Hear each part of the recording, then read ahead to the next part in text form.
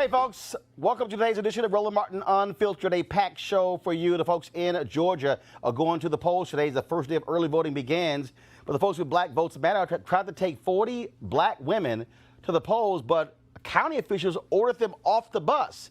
They'll join us live from the road to explain what in the world is going on with voter intimidation there in Georgia. Also, folks, we're covering our next story, and we'll be dealing with what's happening again with voter suppression in other states, also giving you the deadlines, what's happening there as well. Also, what the hell is going on with these privileged white women who are losing their damn minds? And so a white woman in New York says a 9-year-old boy somehow, an 8-year-old boy somehow grabbed her butt. We have video, she's lying. Then you got some crazy white woman in St. Louis would not let a brother into the apartment building where he lived. She's looking for a job today. We'll have the video and break down those stories as well. Also, a story out of Little Rock, Arkansas, where a black man beat the cops today. All charges were dropped. 12 SWAT officers stormed into his apartment, knocked the door down, said he was selling drugs, and they had him on videotape. Except one problem, the brother had a bunch of cameras in his apartment. They're lying. We'll talk to him and his attorney, Ben Crump, right here on the show as well. And Kanye is supposed to sit down with Charlamagne the God for an interview talking about mental health. That's been canceled. I wonder why. And speaking of that, Kanye's in Uganda, giving a pair of signed shoes to the Ugandan dictator. I guess those are human rights violations. I guess they don't get Google in the Kardashian household. What the hell is going on, y'all? It's time to bring the funk of Roland Martin Unfiltered. Let's go.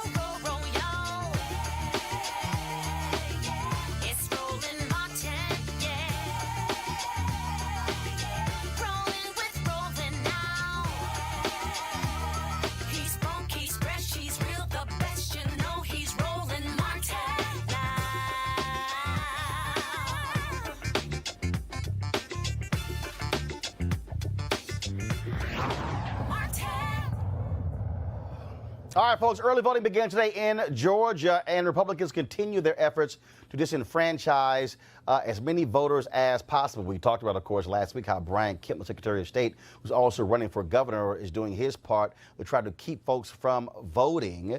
Of course, Stacey Abrams, she's doing all she can as well to fight that. Of course, I talked to her this morning on the Tom Joyner Morning Show, where she was highly critical of what was taking place in Georgia when it comes to early voting. Now, check this out, folks. Today, the folks with Black Votes Matter, they've actually been traveling across rural Georgia, talking to people, getting them excited about early voting. And they were actually going to take some people to the polls today, a group of black women who they visited who wanted to travel with them and on the bus to go to the polls. Well, something happened, and that is they got on the bus, but a county official made a call to the senior citizen center and said, take them off of the bus. What the hell's going on? Joining us right now live from their bus tour in Georgia, Latasha Brown and Cliff Albright, the co-founders of Black Votes Matter. So Latasha and Cliff, so what was the deal? So y'all are talking to people there. They are excited. They want to be on the bus. Then a phone call is made, and then get off the bus? Yep. That's exactly right, Roland. We were having an incredible time, and folks were literally dancing outside the bus, dancing to some James Brown, Black and Proud, got on the bus, all excited to go vote. Even folks who had already voted were excited just to be on the bus and to be going along with their friends down to go vote. And all of a sudden we got a call. The person, our partner who was coordinating, got pulled off. They got spoken to. They basically said that they had the folks had to come off the bus. That the bus wasn't allowed. We didn't have the proper credentials, or it just wasn't allowed that we bring the folks to the polling place. And so, everybody got off the bus. We didn't want to fight it. We didn't want to get the folks at the senior center in trouble. We didn't want to create problems because that's not our purpose. But we did want to make sure. In fact, folks got even more fired up, honestly. And at the end of the day, we believe that the folks there, we already knew that they were going to go vote. But now, And we already knew that they were going to talk to their friends, but now they're even more fired up to talk to more friends and more family and to spread that story. And there's going to be an even bigger turnout because of that. So what was meant to be intimidation and voter suppression is actually going to wind up having the opposite impact. Latasha, here's the deal, though. It's very simple. Anybody could drive anybody to the polls. It's not like you have to be a voter registrar to drive somebody to the polls. Absolutely. I mean, this is part of what I'm so glad, and we actually caught it on video. This is the kind of intimidation, voter intimidation, that has always been going on in the Deep South. There was absolutely nothing that prevented people from. We have a chartered bus. These are the kind of buses that take folks to the casinos, that take churches. We have an insured, chartered bus that we have taking folks to go to the polls. They actually asked us to get on the bus to go vote. So it's by their own choice. It's a chartered bus. There was nothing to prevent them. What we were told is that someone had passed by, saw the folks getting on the bus, had made a couple of calls, and a county commissioner. Now all of a sudden, all the county commissioners, none of them are taking responsibility for it, but someone called the director of that facility. And mind you, this is a day facility. It's not like the people live there. It's just a community center. So the people that came are independent folks who come on their own. They come to go, they're seniors, they have senior activities there. So there was technically nothing that legally really prevented them from being able to get on the bus and vote with us, other than this tactic of intimidation.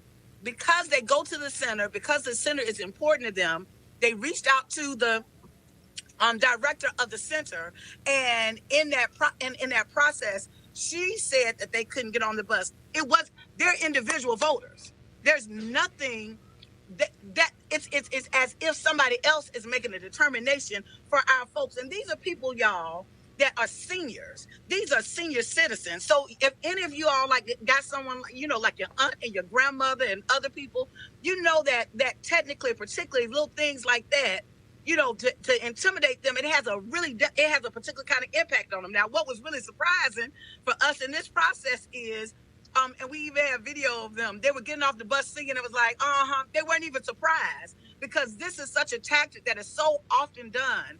What was even more ironic is essentially we weren't the ones we came down to do the rally. There had already been provisions made to take them for early voting made by the center. So after they got off our bus, they went and got on the other bus being prepared to go vote. Well, somehow that same call, or I don't know if it was a subsequent call or not, said that they weren't going to take them to vote at all that day. They would go another day. So the entire, all of these seniors that wanted to go early vote, not only were they intimidated or to not vote and go to the polls with us on our bus, but the prearrangements that had been made for them by the center also got canceled.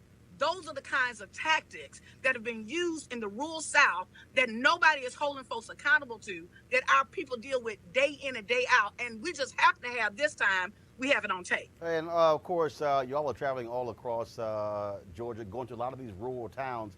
And again, places where in the past, Democratic gubernatorial candidates, frankly, ignored those voters, trying to appeal to, frankly, white suburban voters or white moderate voters.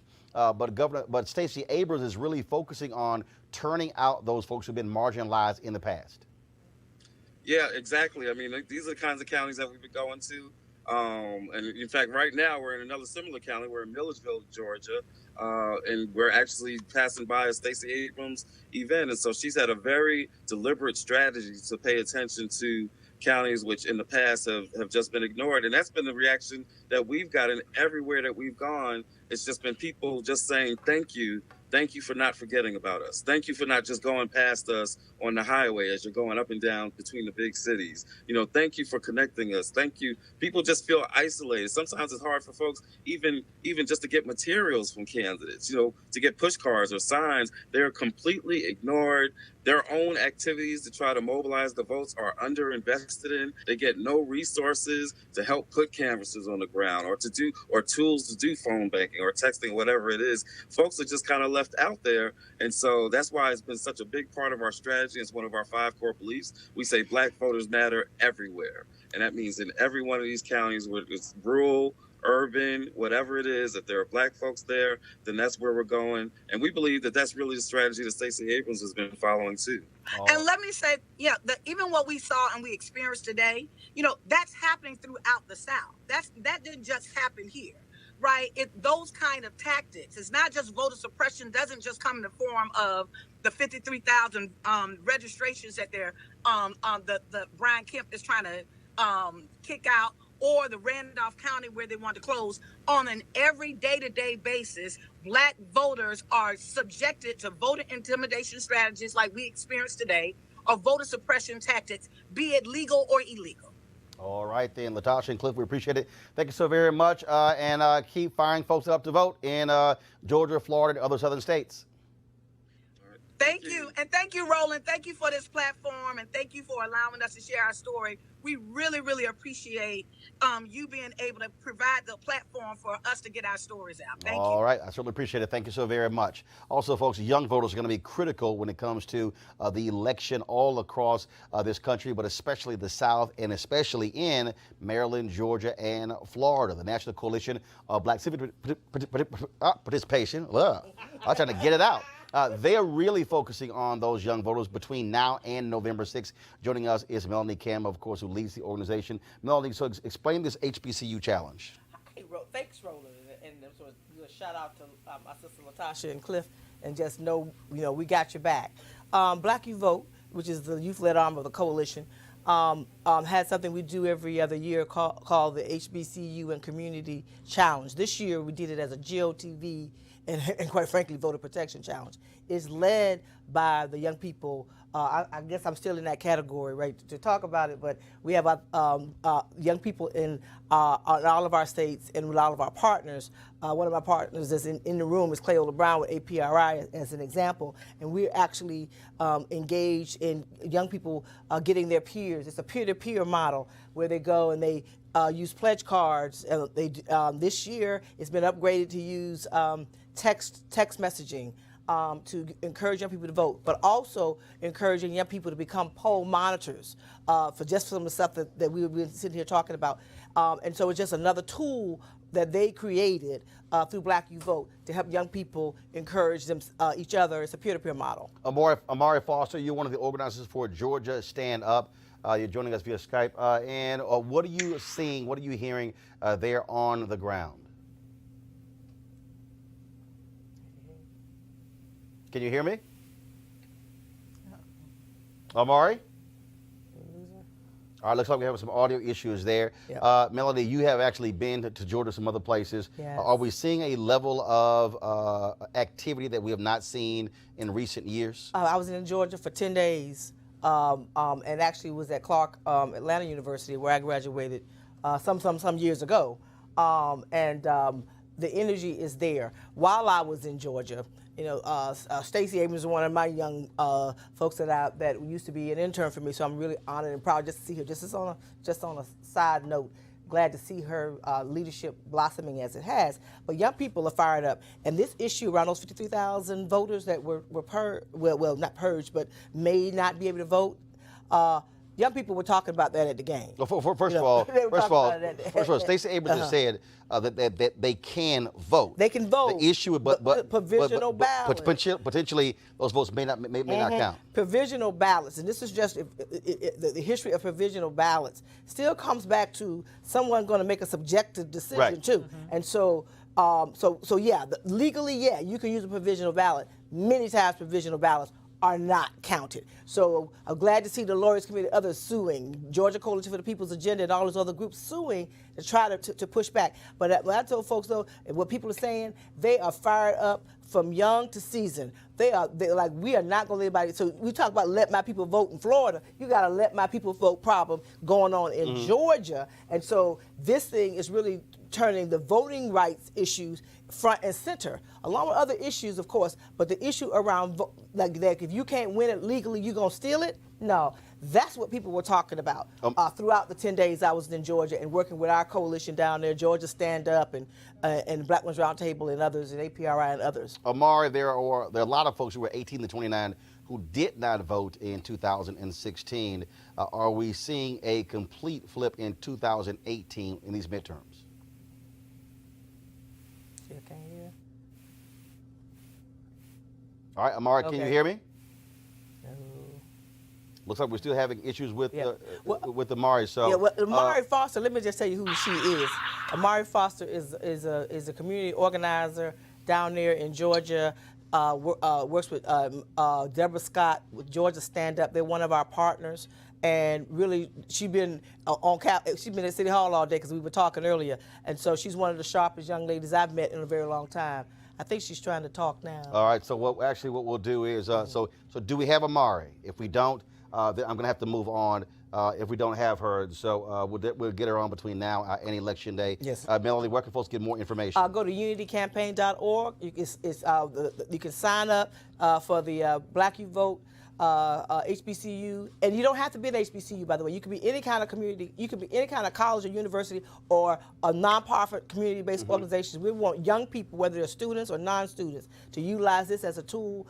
And we know that millennial vote, Gen X vote, Gen Y vote, young people vote is a powerful tool. We think that's going to be part of the secret sauce. You know, I was talking about black women, but black women, but young people, I think, are going to surprise us in many places this year. All right, Melanie Campbell, we sure appreciate it. Thanks a lot. Thank you. All right, folks, let me give you these deadlines. Critical deadlines are coming up when it comes to you being able to register to vote over the next 5 days. First off, October 15th, the deadline to register in Virginia. Again, is October 15th. October 16th, we have several states: Kansas, Maryland, New Jersey, Oregon, West Virginia.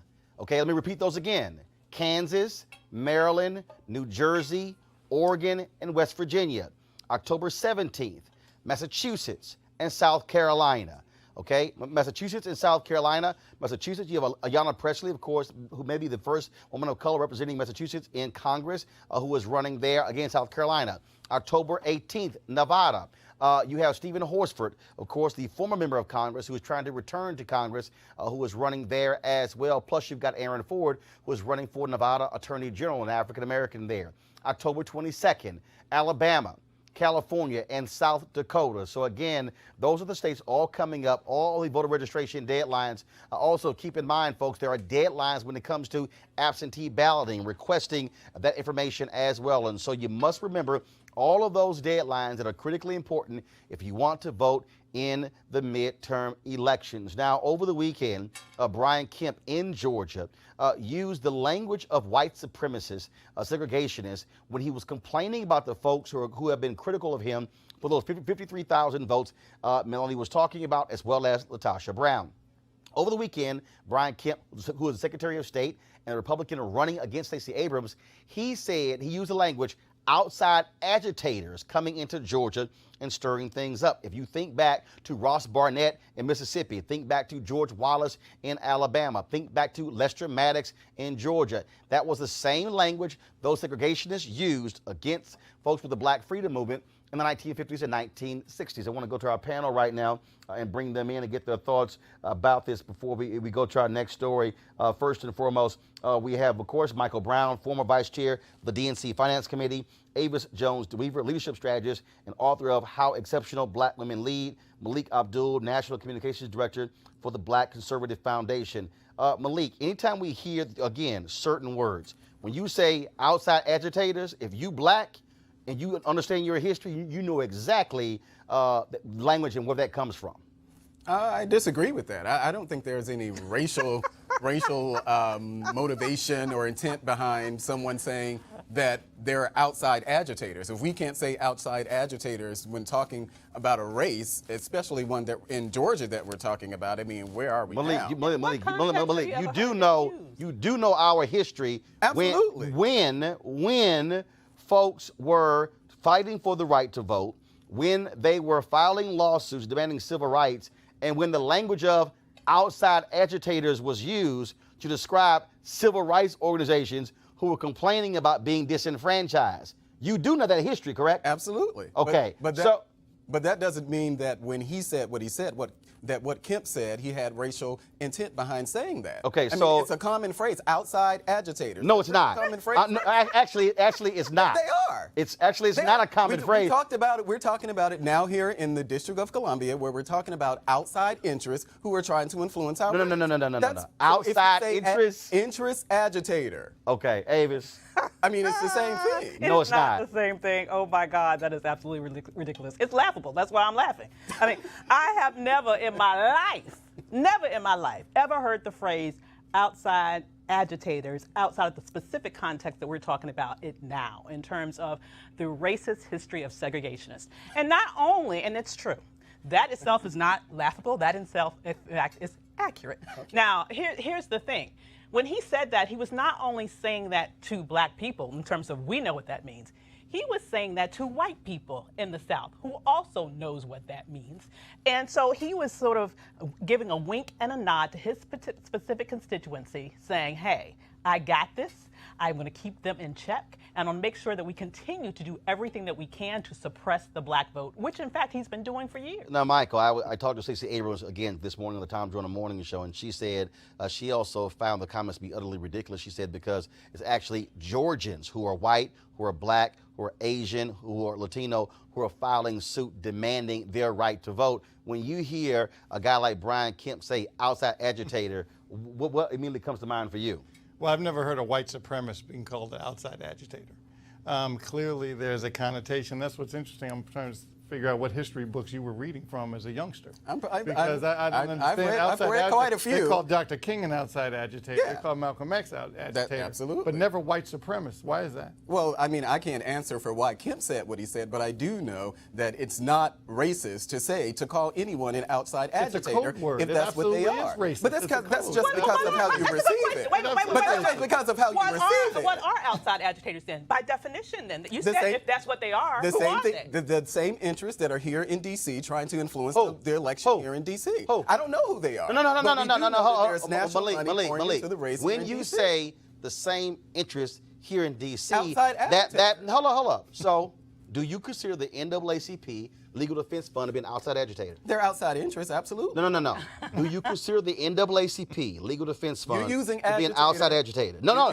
I'm using the words of Brian Kemp. Well, right, but there may have been other words that he could use. I would have said outside interest. But it means the same hold up. The NAACP Legal Defense Fund is a national organization. Right. So therefore, how are they an outside interest or agitator? If they were trying to influence an election here in D.C., I would actually consider them an outside. I'm sorry. You do know that the Lawyers Committee for Civil Rights Under Law, as well as Transformative Justice Coalition, as well as NAACP, Absolutely. LDF, you do know that they typically file lawsuits in different parts of the country, especially the South, as it relates to the voting interests of black people. Absolutely. So therefore, how are they outside if they're also representing black people in Georgia? They're still outside interests. So there are local interests and there's outside interests, or national interests, if you will. In the case in Georgia, what we're talking about here, we're talking about an existing law that was on the books. The same groups that sued Georgia and Actually, let me give you a little bit of history. Need to back it up.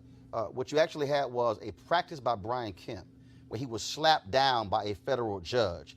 Then the Republican legislature then chose to go back, forget the federal judge, and then make that an actual law. Right. That's actually what you had there. And it's the same group. So I ask you again, do you believe the NAACP Legal Defense Fund should file such a lawsuit against Georgia, protecting the interests of black voters? Sure, they can.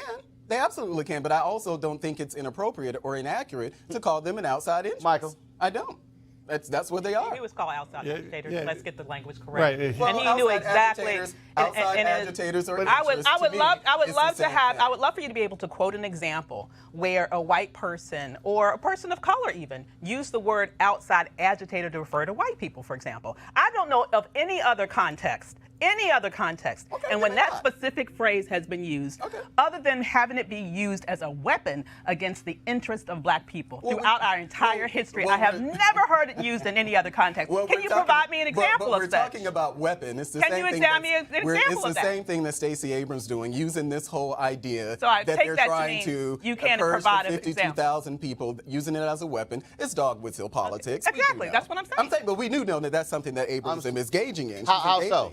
How so? Because she's trying to paint a picture that Brian Kemp is trying to purge voters or whatever. Hold on, I'm sorry. That's You said, hold up. You That said they can still- Hold up. You they said can still trying. vote. You said trying to. Right. Okay. Trying to. In the last several years, they estimate 1.2 million voters have been purged in Georgia. Well, because of an exact match law of over 7 million, I think almost 7 million voters that they have there in Georgia. 52,000 of those voters did not, their information on their registration forms did not match their Social Security card or their driver's license. It was one or the other. So to say that it's a racist intent behind that when you have the governor of the state who just extended voter registration in at least 4 of the counties, half of which after the hurricane, he extended the voting registration for those. So to say that the state of Georgia is being racist in this sense, I just disagree with it because it is a fact that... Henry, go to my iPad, please. This is a story from Yahoo where Joseph Crespino, professor of 20th century U.S. history and chair of the history department at Emory University in Atlanta, this is what he said. He said, Brian Kemp refers to his critics as outside agitators. You can't make this stuff up. He said that the term is heavily freighted with racially charged meaning dating to its use by pro-segregation leaders during the civil rights movement. The term outside agitators has a long and complicated history in Southern politics. It was first used by opponents of labor unions back in the 1930s and 40s, but it was quickly also applied to any kinds of groups that were advocating for greater civil rights and legal protections for African Americans. So it became common from the 1930s and 1940s onward for Southern politicians to label anybody who wanted to change the status quo in Southern politics as outside agitators and to dismiss movements for civil rights as being instigated by people from the outside. That's the head of the history department at Emory University, who might know a little bit something about Southern politics. Yeah, absolutely. I'm from Mississippi, so I know. So you I'm from why Mississippi. not just acknowledge it was a racist Well, thing to say? what I said is that I would not have used that word. I would Okay. have But used say call it outside racist. interest. Just call it but I'm racist. not going to call it racist if I don't think that it's racist because Democrats feel that it's racist. No, but you think it's an interest, not an agitator. You're trying to But change I'm the using terms the of what words he said. interchangeably. But that's not what he said. But I'm using the words interchangeably. But it's not the because same. Because But it's I not the believe same that that's thing, what he meant. But it's not the same. Okay, it may not be the same, but that's what I think he meant. All right. Saying that. I love how I think that's what he meant, but we know what he said. Well, Say what they hey. mean. And I see. I focus on what he said and not what I think he meant, because when I hear what he said, damn it, I heard what he said. All right, folks, let's talk about what happened in Arkansas. Of course, where a cop gets in trouble, gets caught. Everyone says just a bad apple. Well, what happens when you get a whole bunch of bad apples? Little Rock, Arkansas narcotics unit, folks, pretty rotten. They messed with the wrong brother. So check this out. It was an early morning no-knock drug raid at the apartment of Roderick Talley. He spent the next several months trying to figure out why the police did this.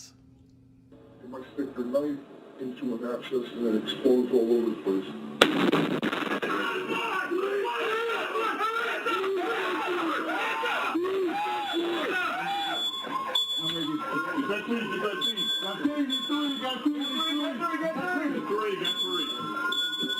We are dominated. Hey, Griff.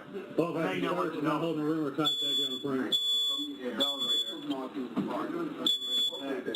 Not enough information in this story. Mechanical breachers. Mechanical breachers. Okay. So 11 SWAT officers blew his door open, accusing him of selling drugs. They say he was actually caught on videotape selling the drugs, except the problem was he wasn't home. Charges were dropped today. Robert Talley, thank goodness he had a security system in his apartment. He joins us right now with his attorney, Ben Crump. Roderick, I got to ask you, so they thought you were a drug seller? Yes, sir. Yes, sir. That's what they're alleged. And so, again, so all of a sudden they bust into your apartment, accuse you of selling drugs, and they produce any evidence showing you selling drugs? Anything? No, sir. They didn't have any. No type of proof. Ben Crump, I don't quite understand this whole thing. And again, what gave them the legal reason to to blow his door open? Well, that's what is the issue, Roland. Grateful you have these type of praise on America because fails. Actually, hold tight 1 second, Ben Crump. For some reason, we're skipping. So, guys, do me a favor. Get them on the phone so we can have a much clearer signal. I know we want to do it via Skype, but the problem is it's skipping. We're going to hear every third word of being Crump. Get them on the phone and let me know when we have them on the phone so we can go right back to them so we can have a much clearer signal.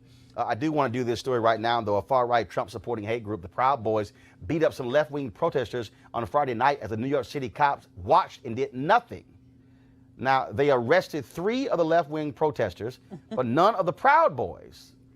But now, days after the video surfaced, now the NYPD says they have enough evidence to charge 9 members of the group with rioting or attempted assault. Maybe it's because the damn video went viral. Press play.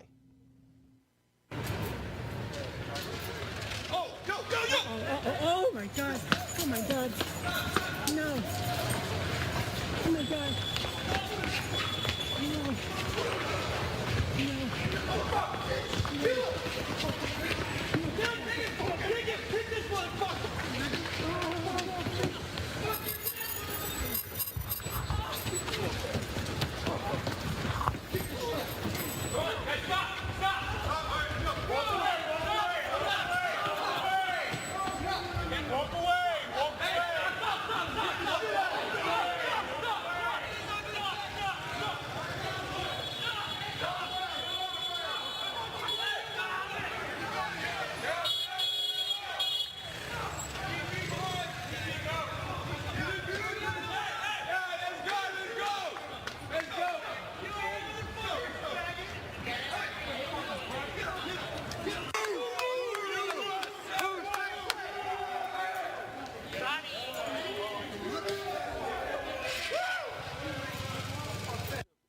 A black man went around beating some folks. The cops wait 3 days to charge him. Here's what Gavin McInnes said. He, of course, is the founder of the Proud Boys. He said, quote, "I have a lot of support in the NYPD, and I very much appreciate that. The boys in blue." No shock there. No shock there. Folks, again, these are a bunch of thugs. These are hooligans who they are allowing to walk around as if they're respectable. I'm not sure why they're doing that in New York City. I think it's the mayor, I believe, is a Democrat. It's a state run by a Democrat. I'm not sure why. I'm not sure why they didn't press those charges initially. But I wouldn't. Of course. What does that have to do with them being a Democrat? Well, you pointed out that it was a Trump supporter. You pointed out that the Proud Boys were Trump supporters. Who did? You said that in your initial. I said they were Trump supporters? Yeah, you said Proud Boys. You said they were Trump. Actually, no, I didn't. No, I actually no, I did. You might want to, but the bottom line is this here. That has nothing to do with it being a Democratic city. The reality is, if they're a Trump supporter, they're Trump supporters. Right. But the bottom line is, that's nothing to do with them being thugs beating on people. Sure does, and I'm glad that New York seems to have taken the right steps in pressing charges against them. But see, Ava, these are the same guys who's supposed to have the white supremacist rally here in D.C. I think about 3 of them showed up. Yeah, yeah. But yeah. But once again, well, see, they're afraid to be around a bunch of black folks. Here's the reality. They are expressing an allegiance with the police. I mean, we know that this is behavior that we see oftentimes. When we saw what happened in Charlottesville, for example, how long did it take for many of those white supremacists who were out there sort of attacking people, brandishing weapons, shooting people, not even beyond the poor lady that was murdered, but their violent actions on the street. The police were just sitting there watching it, just like they were there to sort of view and not do anything to protect the opposing protesters that were there. I mean, it's as if, look, just like in Charlottesville, it's as if, Michael, these cops are going, we're good, we're just going to watch, see what happens. Can you imagine? Good thing for videotape and camera phones. Can you imagine if we had that kind of technology back in Jim Crow South? Oh, God. It'd be a whole different world. Yeah. But thank goodness. Well, hell, we still had film. They still beat black folks on Bloody Sunday. We still see it, absolutely. Crazy white folks didn't care. Did not care because they knew the juries were also stacked against them, so there weren't going to be any convictions anyway, just like we see sometimes in these police trials. Well, and again, I think what you have here, you have these Trump-loving Proud Boys, and that's exactly who they are. Say it. Now you say I ain't it. gonna fine, because that's what they are. They are Right. white nationalists, okay, and then they love them some Donald Trump, which is one of the reasons why he did not like having to call these white nationalists out in Charlottesville. That's exactly what we're seeing. And so the bottom line is, these are thugs. They should be prosecuted. They should be thrown in jail. period. Yeah, I agree. We saw that during the election where Trump supporters were attacked at rallies and things like that. So this is nothing new.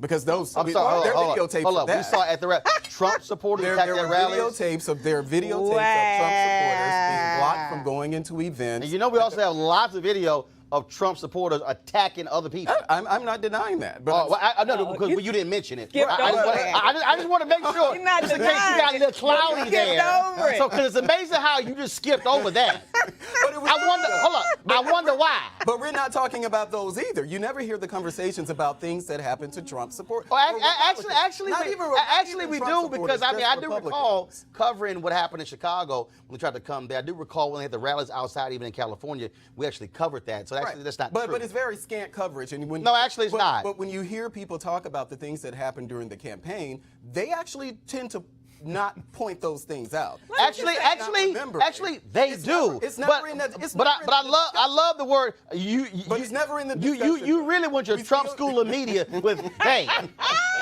The Trump school of media. Like he kept out. Right.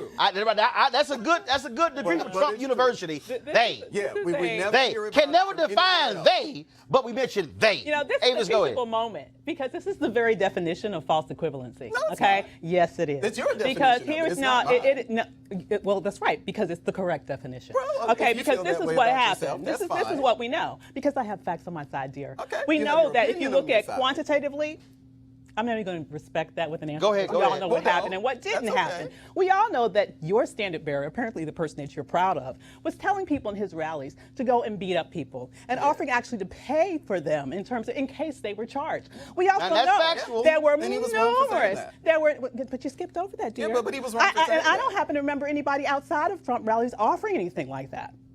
Well, Do you? I don't think I do. And so, kind of got you on that, Malik. It's very interesting to me. they're just doing it now It's with the very Democrats, Eric interesting Holder, to and me Hillary Clinton, that and all of when those. when you can. They're doing what? They're just doing that now. Doing what? They're advocating for it now, the whole mob mentality. That No, they're not. Democrats No. are. No, they're not. Are. Yes, they The are. mob. The mob mentality. That Like- they're Hold on. Like the Eric very fine Holder's people on advocating for the both mob sides. mentality. The mob mentality. Where are your facts? That they're encouraging. No. Where are your facts? Well, we know Hillary Clinton just came out with her comments. We know. Hold on. What comment? We know Eric Holder. No. When they go high, well, what is it? When they go low, we go high, but we're going to kick them to the ground. Paraphrasing what Michelle Obama said, and even Michelle Obama had to come back and push back against Eric Holder. And he So stepping anybody in the face with golf. Okay, all right. Like your boys. Well, I didn't hear Donald Trump saying that. Did he say that? Actually, the Republican. Did Donald Trump say something about The Republican running for governor in Pennsylvania said that he was going to stomp his opponent in the face like with golf spikes. That's inappropriate. Okay, but I just want to make sure you heard that. Yeah, no, I know you might have been busy this weekend. You missed that news story. All right, let's go back to Little Rock, Arkansas with Ben Crump and Roderick Talley. We both have them on the phone now. Ben, you were about to make a point, again, in this case here, where, again, Roderick was dealing with cops there who somehow tried to say he was selling drugs, and they had no proof. No proof whatsoever, Roland. And in fact, what Roderick, he's a true real-life hero. He uncovered the pattern and practice of the Little Rock police falsely identifying people, making false statements on probable cause affidavits to get warrants of almost 95% of black people out of 150 people, Roland Martin, that they did no-knock warrant explosions and went into their houses. Most of them were completely innocent, and the other ones were young black men who they put in jail and prison based solely on this crooked informant who now has admitted that he was lying, and he's saying he was doing this at the behest of the police. So what you have, Roland, is them knocking in the doors with explosives to black women and men. The most profound example is a black woman who had no knowledge of what drug culture was. All those officers come in pointing guns at her and her little grandchildren and her son, and they're saying, "Where are the drugs? Where's the 8-ball? We know you got an 8-ball in here." She said, "I don't know what you mean. I don't play pool." And these are the things that they did. They preyed on poor black and brown people in Arkansas, and they did it over a 2-year span. It was Roderick Talley who refused to be a victim to this police corruption, and because he had a security surveillance video, he was able to expose the lie. So, Roderick, they dropped the charges. Any apology? I haven't heard anything from them at all. No apology from the cops. Nothing from the city, the mayor, nobody? Nobody. The only thing I got was a bill from my apartment community for the damage the police did. So, so you have to pay for that. Yes, sir. Wow. So they knocked down your door, accusing you of selling drugs, no proof, but now you got to pay for all the damage they. First of all, how much damage did it cause? It's about a good over $1,000 worth of damage. Wow. Wow. Ben Crump, go ahead. And Roland, let Rod tell you in a brief narrative all about how this started. Rod, won't you tell them just like you did before on the other statements? It was August the 10th, 2017, about 6:22 in the morning. And it was like the day I'll never forget because it changed my life forever. I woke up to a loud explosion, and my front door landed on top of me, and Little Rock Police Department SWAT team coming in fully armed with guns, probably as long as their bodies, pointing them at my head, telling me that if I moved, that I would be shot. They all came in, and after they searched, brought K-9s in, I wound up going to jail. And at that moment, while sitting in jail, I realized that something that my mother had already told me, my mother who's now deceased, told me that to stand up and fight. And when I got out of there and got home, I reviewed my surveillance footage from my security system. And at that moment, I realized that I would be able to do something that a lot of black men haven't been able to do, and that's be able to prove that the police told a lie.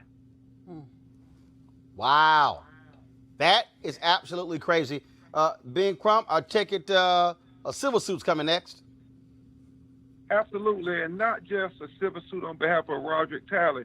Roland, they did this almost 150 times. We don't know how many more we've been able to prove. The same narcotic detectives have done this 150 times. And get this, Roland, they've only done it to about 5 white people, maybe about 20 Latino people, and everybody else was a black person they did this to. And all these affidavits are cut and paste. You can have the same affidavit. All they did was change out the black person's name. So this is a true major victory because they're now having to vindicate these black people who were put in prison falsely. They're going to get out of jail, and we're going to make sure they're compensated. And we want the prosecutor to hold these corrupt cops accountable. But it's a great day because so many black people around America, Roland Martin, and I know you cover all America with Unfiltered. How many black people say, I didn't do it? The police are lying on me. Well, today they have a new hero because Roderick Talley, a young man on his own, he was able to expose a system of corruption that proves they really were targeting black people to fake warrants to get affidavits just to put us in jail. Ben Crump, Roderick Talley, we certainly appreciate it. Take him to the cleaners. Hey, Mike Lowe, we all on it, Roland. We're going to come back when they start letting some of these black people out of jail so you can talk to them. All right, we certainly appreciate it. Thank you so very much. Thank you. All right, thanks a lot, Roger. You take care. All right, folks, going to a break right now. We come back. Crazy-ass white women. That's next. Roland Martin Unfiltered. Now, look, I'm a tech person. I love being able to email stuff and PDFs, you name that. But also, there are times when I have fans who want me to actually personally autograph a photo, which means you got to print it out. Freeprints.com gives you 1,000 4x6 prints every single year straight from your phone for free. You can print photos from Instagram, Facebook, and other sources. Now, very simple. You only pay a small shipping charge, no subscriptions or commitments ever. You can also get other size prints, and the photos are great quality. Now, I know some of y'all might be saying, okay, that doesn't happen. Well, when I went to the White House, one of the ushers there wanted me to autograph a photo. We took a picture, but she didn't have an email, and I had to also go to a store, print the photo out, out, sign it, and mail it to her. Well, with freeprints.com, I can print it right there from my phone. It'll be shipped to me. They're the #1 rated photo printing app in the world with more than 100,000 5-star reviews. It's available for iPhone and Android. Download for free, freeprints.com, and be sure to put in there when you heard about it. Just say Roland. All right, folks, y'all be sure to go to freeprints.com. Again, put in Roland when you do so. Okay, what the hell is wrong with white women? First, we got the white woman calling the cops on the brother who was trying to barbecue in Oakland. Then we got the white woman calling the cops on a sister who trying to sell some lemonade in the Bay Area. Then we got, I guess some other white women stores acting crazy, but now we got 2 more ignorant white women, okay? So let's deal with the first one, in New York, all right? So this crazy white woman's in the store, okay? A woman comes by with her son and daughter. She accuses this 8-year-old boy of groping her flat behind. Watch surveillance tape, y'all. No, I want the cops here right now. No, I'll talk to you. I'm gonna stay right here. I'm gonna stay right here. I'm gonna stay right here. Yeah. Oh, man. The cops are right down the block. I can go fight. What happened? White lady calls the cops on a black lady. I get it. Yeah, they're videotaping. Mentally ill. Yeah. Mentally Listen, ill? I don't care. Listen, you remember me, right? From school, right? Yeah. That's right. Her son grabbed my ass. She said And that she my son decided touched to her ass. yell I'm gonna at stay here. So I'm gonna stay right here. There are security cameras. Let me go. Your Don't say son no. got We your ain't. ass? Go home. Let's make it go Go viral. home. No. Let me go. No, not her. No. Come on. She's calling police. All right, y'all. So Cornerstone, Caroline. Y'all saw the video right there? Now, first of all, how dumb is she? The boy walked past. Anybody could see it was the backpack. No, she's sitting here, said he groped her behind. And then you saw her make this little hand gesture. I guess the mama said something. And then, again, like, what the hell is she doing? What? So she's grabbing her crotch to the mama. Now, look right here. Little black boy, not even looking at her, walk by. Backpack, she hunched over the desk like she's snorting something. The backpack brushes against her behind. And she said he groped.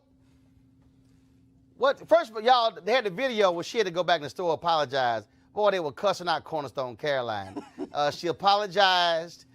She said, no, I'm not a racist. But other people say she has done this to many other people as well. Okay? So let me go to the second crazy white woman for today. All right? We're going to go to St. Louis. All right? This brother is trying to walk into his apartment in St. Louis. But no, Hillary Brooke Muller, she like, damn that. You ain't getting in here, Darion Tolls. You going to have to pay the toll, which means you got to get by me, the white woman. Press play. Please move, ma'am. I can. Do you live here? We didn't answer that question. Excuse me. I'm sorry. The keypad is right there. I understand that, ma'am. You can film me. That's okay, fine. I understand, ma'am, but you're blocking me. Into my building. Okay, and it's my building as well, so I need you to get out my way. Okay, what unit? I don't need to say that information. So excuse me, ma'am. I'm uncomfortable. Okay, you can be uncomfortable. That's your discretion. You're uncomfortable because you're you. I need you to move out my way, please. No. Now, please stop touching me. I'm not touching you. You just was previously before. I'm not touching you at all. So I'm going to step in where I live. I'm not touching you, and I'm not in any way doing anything outside of letting my dog go to the bathroom. Okay, and I live here and you're blocking the door. What unit? I don't need to tell you that. What unit do you live in? 307. Okay, great. I'm on the 4th floor. Excuse me. No. You don't have a key fob. You are... No. No. If you have that, then okay. Ma'am, you're not security. You're not the property manager. You're not No, Mike but Herman. I live here. Okay, and I live here too. You're not Mike Herman. You're not Rick. I don't like the fact you have your phone in my face. Okay, I don't like the fact that you're blocking me for where I pay. All I'm asking is what unit? But you're not. I don't need to tell you that information, ma'am. If you want to come into my building. It's not your building. You're not the owner. You pay rent. Sir, you walked up on a street. Yes, yes, and I've already buzzed in. I've already used did my. not. Okay, man, it does not even matter. Can you get out of my way? No. Can you show me the key I fob don't. into this I'm building? not showing you anything. And the second, ma'am, I'm bound to walk through where I live at. So. No. Okay. Can you show me the key fob into this? No. Excuse me. No. Excuse me. Are you kidding me?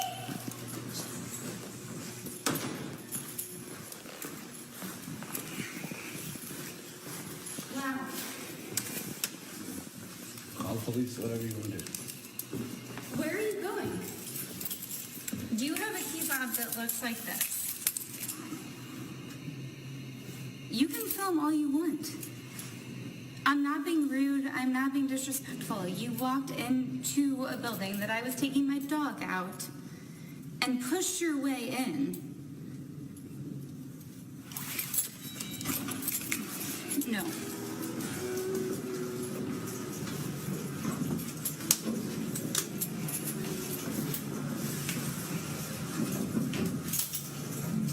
Who are you going up to the fourth floor to see?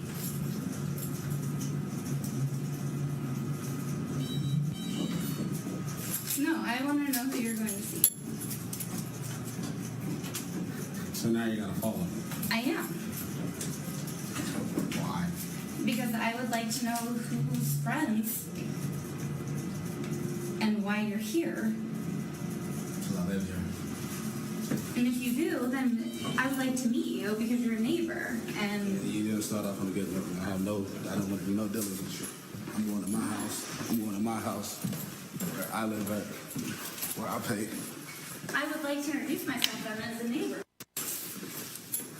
I would like to introduce myself. I do not want to speak with you. Please stop following me. I'm going to call the cops for harassment. That's my next step.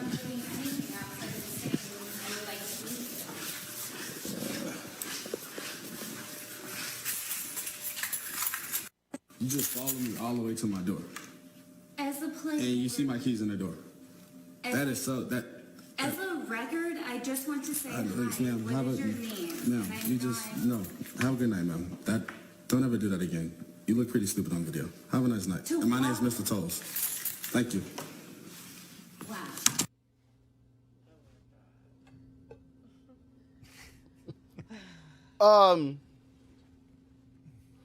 The patience of that black man. Cause see, I'm just letting y'all know, the words that would have filtered out of my mouth would have likely been bleep bleep bleep bleep bleep bleep bleep bleep. 30 seconds. These white women have lost their damn mind. Yeah. It's ridiculous.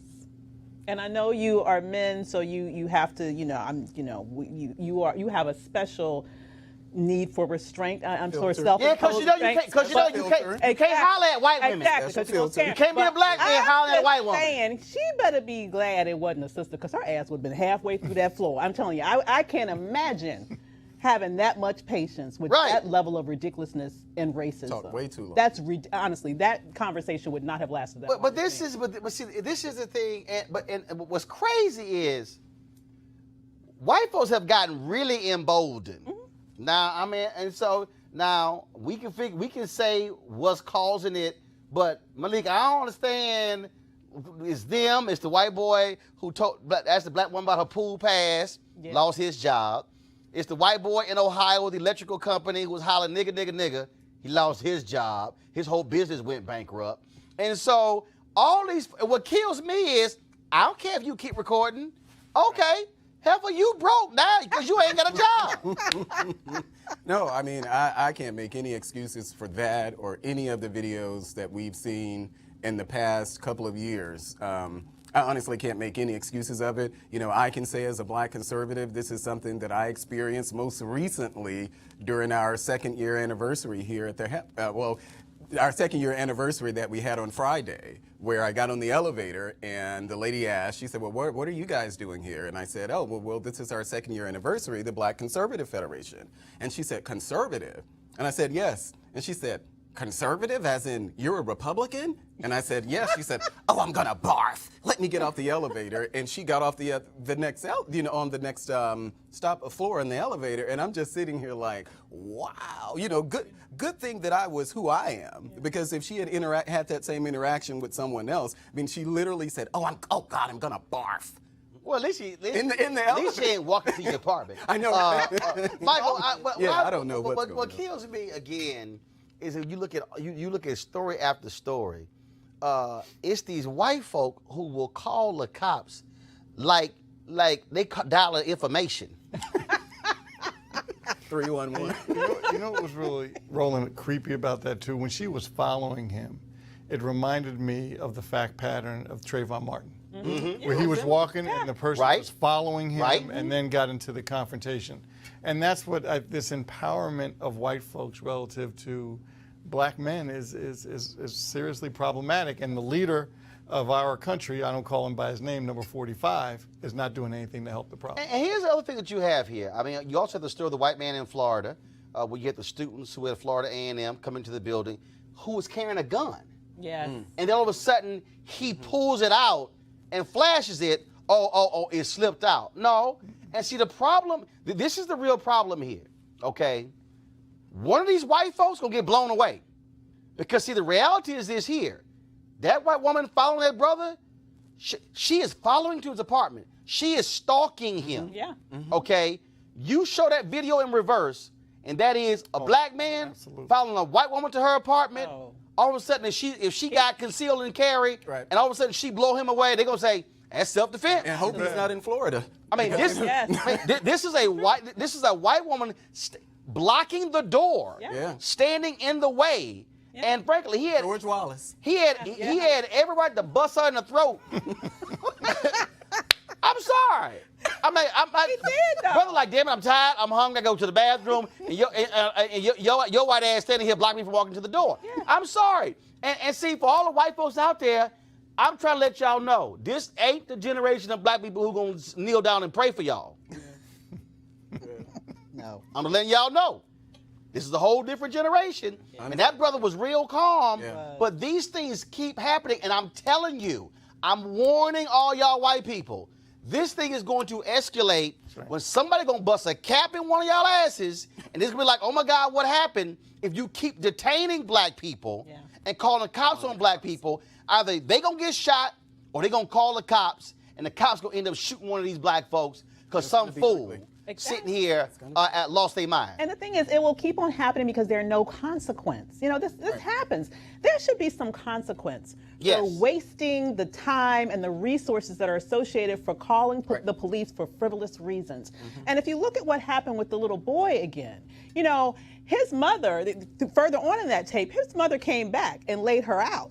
Now, although she apologized finally, belatedly, after she got caught lying on this little boy, she now has the nerve to call for charges against the mother for defending her son. I mean, she's lucky, once again, that she didn't get knocked out. You know, because this is not the moment where people are ready to sit here and say, you can sit here and attack us, attack our children, stalk us, and expect nothing to happen in return. Now, of course, Hillary Brooke Muller, who was a realtor at Tribeca Luxury Apartments, she ain't a realtor no more. She might be looking for a security job. Consequences. Exactly. Consequences. And guess what? The company she worked for is a minority-owned company. They released this statement, quote, we are proud of this fact and do not and never will stand for racism or racial profiling at our company. She's no longer employed. And that's the way it should go. I'm telling you, Michael, you talked about earlier having the video. Every single one of these white folk who lose their mind also lose their job. So here's the deal. If y'all want to keep acting the fool, I ain't got no problem with the black unemployment rate going lower, with y'all losing y'all jobs, because if you keep tripping, and we gonna keep playing the videos, and we gonna happy to see y'all get fired every single time. Yeah, I agree. And I'm down with it. Yep. All right, y'all. Of course, this is also one of the reasons why. First of all, that video told 5 million views on Facebook. Wow. Wow. How many folks have seen it? Wow. So, Hillary, we all know. Matter of fact, you know what? It's probably going to be a Dr. Phil show later on. He's going to get all them white folks together on one show. And like, you got fired, you got fired, you got fired, you got fired, you got fired. And that should be like, what the hell wrong with y'all? That should be the name of that episode. What the hell were y'all thinking? And so I'm looking forward to that, Dr. Phil. Go ahead and pull all them on the show. I just love to see all of them commiserate together in a focus group of crazy, broke, no having job white people. Looking forward to it. Folks, be sure to support Roland Martin Unfiltered by going to RolandMartinUnfiltered.com, joining our Breen and Funk fan club. We certainly want you to do so to support the show and to support what we do. Tomorrow, we broadcasting live from Indianapolis, where they have a State of Black America event taking place, where I'll be moderating a panel featuring Susan Taylor, Michael Eric Dyson, and Reverend Al Sharpton. On Wednesday, I'll be broadcasting live from the National Civil Rights Museum Freedom Awards show. I'll be handling the red carpet duties there as well. Thursday, I'm in Los Angeles, one-on-one, me and Jason Whitlock. Oh, y'all know it's going to be funky. That's on Thursday. Then, of course, Friday, I'll be broadcasting live from the Young Turks studio in Los Angeles as well. So we've got one hell of a week planned for all of you. You do not want to miss that. Thanks to Michael, Avis, and Malik. We appreciate that. And for all of you for watching as well. Y'all know how we do. We're going to keep putting the pressure on folks, keep speaking truth to power. And don't forget, go out and vote. Georgia, early voting has started. Fill the polls up. Just go ahead and just be an inside agitator. Brian Kemp. Just gonna make him mad like George Wallace and Bull Connor and all the rest of them. Sorry.